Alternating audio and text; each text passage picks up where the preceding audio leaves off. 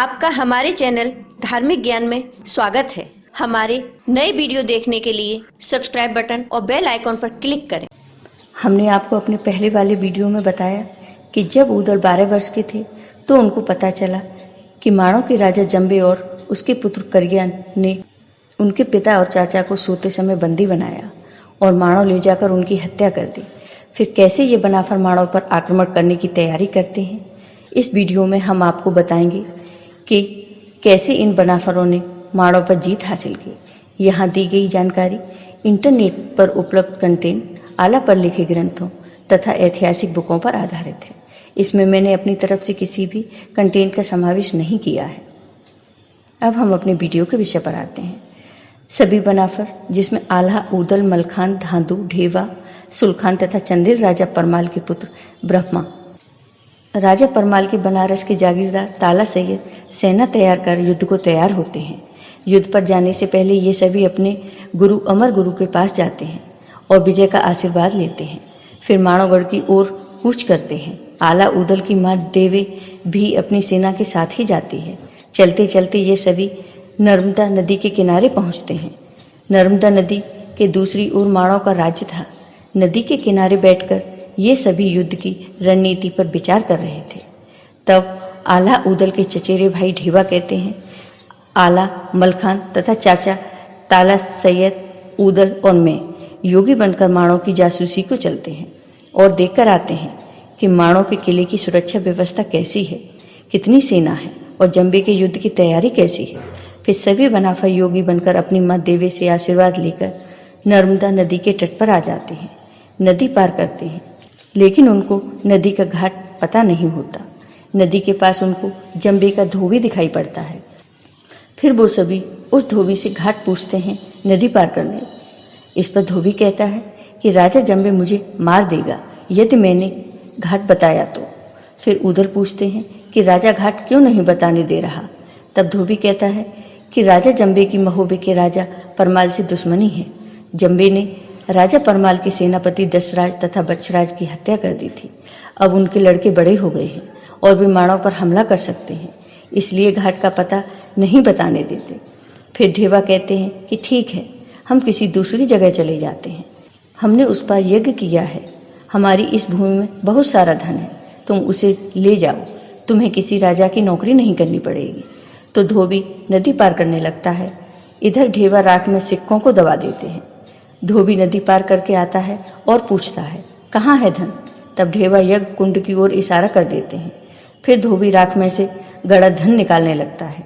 धोबी धन देखकर योगियों से बहुत प्रभावित होता है और माणों चलने को कहता है। फिर सभी धोबी के साथ नदी पार करके माणों आते हैं। तभी वो उस बरगद के पेड़ के नीचे से निकलते हैं जिस पर जंबे ने दशराज व बच्छराज के सिर लटका दिए थे। बनाफर पूछते हैं, ये किसके सिर हैं।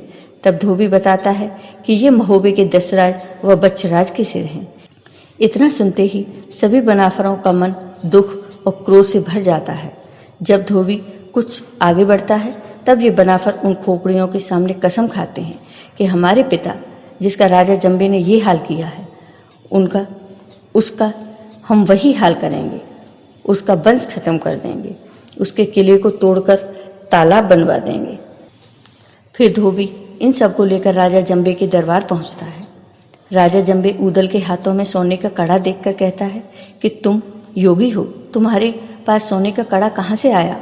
तब ऊदल कहते हैं कि यहाँ आने से पहले हम महोबे गए थे। महोबे की रानी मल्हना ने हमें यह सोने का कड़ा दिया है। तो राजा जंबे पूछते हैं कि महोबे का हाल बताओ। ऊदल कहते हैं कि राजा परमाल अपनी सेना में सेना की भर्ती कर रहे हैं, लगता है किसी राज्य पर चढ़ाई करने वाले हैं। तो राजा जंबे घबरा जाता है। तब ऊदल कहते हैं कि राजा डरो मत, हम गुरु गोरखनाथ के शिष्य हैं। अगर कोई राजा तुम्हारे राज्य पर हमला करता है तो हम तुम्हें जीत दिला देंगे। यह सुनकर राजा जंबे खुश हो जाता है और इन योगियों को भोजन करने अपने साथ ले जाता है। जब ये योगी भोजन कर रहे होते हैं तभी राजा जंबे की पुत्री बिजमा आती है। वो योगी बने ऊदल को पहचान लेती है, क्योंकि बिजमा और ऊदल पहले ही एक दूसरे से मिल चुके थे। बिजमा और ऊदल की मुलाकात उरई के राजा माहिल के पुत्र अभय सिंह के विवाह के समय हुई थी। जब बनाफर बाराती बनकर अभय सिंह के विवाह में शामिल हुए थे। तब बिजमा अपनी माँ से कहती है, ये छोटे वाला योगी बहुत जानकार लगता है, मैं उससे कुछ पूछना चाहती हूँ। फिर बिजमा योगी बने उदल को अपने साथ ले जाती है और फिर उदल से पूछती है, बताओ उदल, तुम योगी क्यों बने हो, क्या बात है?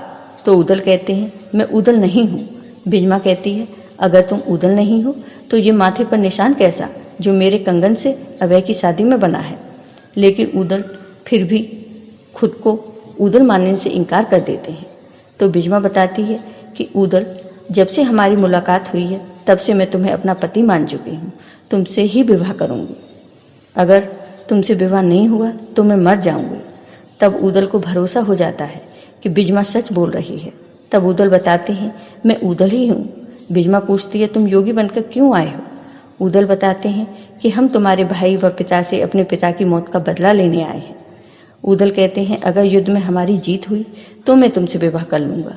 बिजमा कहती है, ये बात गंगा की कसम खाकर कहो। उदल गंगा की कसम खाकर कहते हैं कि यदि हम जीते तो तुमसे विवाह कर लेंगे। बिजमा कहती है, मैं जैसा कहूँ वैसा करो तो जीत तुम्हारी होगी। बिजमा कहती है, मेरा भाई महादेव का भक्त है, उसे महादेव का वरदान प्राप्त है, उसे सिर्फ गर्दन मरोड़कर मारा जा सकता है। माणों का किला कांच के गारे से बना है, किले में आग लगवा देना, और ये किला बबरी वन से घिरा है, तुम बबरी वन कटवा देना। फिर उदल माणों का भेद लेकर सभी बनाफरों के पास आ जाते हैं। फिर बनाफर महल से निकलकर अपने शिविर में आ जाते हैं। अगले दिन ये बनाफर माणों पर आक्रमण कर देते हैं। ये सबसे पहले बबरी वन काटते हैं। तब जंबे का छोटा पुत्र उन्हें रोकने आता है। तब उदल और जंबे के पुत्र में युद्ध होता है। उदल जंबे के पुत्र को मार देते हैं। जब ये समाचार करिया को मिलता है तो करिया हाथी पर सवार होकर युद्ध करने आता है। इस हाथी का नाम गज पश्चावत था, जो आला उदल के पिता दशराज का था, जिसे करिया महोबे पर जीत के समय ले आया था। फिर आला और करिया में युद्ध होता है। इस युद्ध में करिया भी कम नहीं पड़ता। तब उदल आला से कहते हैं कि इसे गर्दन मरोड़कर मारा जा सकता है। तब आला ऐसा ही करते हैं और करिया पर जीत हासिल करते हैं। फिर राजा जंबे युद्ध करने आते हैं। बनाफर इनको भी हरा देते हैं और राजा जंबे को बंदी बना लेते हैं, और बनाफर राजा जंबे के किले में आग लगवा देते हैं और जंबे के साथ वही सलूक करते हैं जो उसने दशराज और बछराज के साथ किया था। जब बनाफर युद्ध जीत जाते हैं तो उदल बिजमा को बुलाते हैं और सबको बताते हैं कि मैंने जंबे की पुत्री बिजमा को वचन दिया है कि मैं इसे विवाह करूंगा। उदल की इस बात से उदल के चचेरे भाई मलखान सहमत नहीं थे, लेकिन उदल की जिद के आगे किसी की नहीं चली। जब उदल विवाह करने वाले थे तभी मलखान बिजमा को तलवार मारकर घायल कर देते हैं। तब बिजमा मलखान को श्राप देती है कि जिस तरह मैं अकेली रह गई तब तुमने मुझे मारा, तुम्हारी मौत भी ऐसे ही होगी जब तुम अकेले रह जाओगे, तुम्हारी सहायता को कोई नहीं होगा। जब बिजमा प्राण त्याग रही होती है तब उदल की आंखों में आंसू आ जाते हैं। उदल को रोता देखकर बिजमा कहती है, मैं फिर से जन्म लेकर तुमसे मिलूंगी। फिर सभी बनाफर माणों की लड़ाई जीतकर महोबे आ जाते हैं, जहां राजा परमाल और रानी मल्हना उत्सव मनाते हैं। आपको ये वीडियो पसंद आया हो तो लाइक कीजिए, शेयर कीजिए और मेरे चैनल को सब्सक्राइब कीजिए।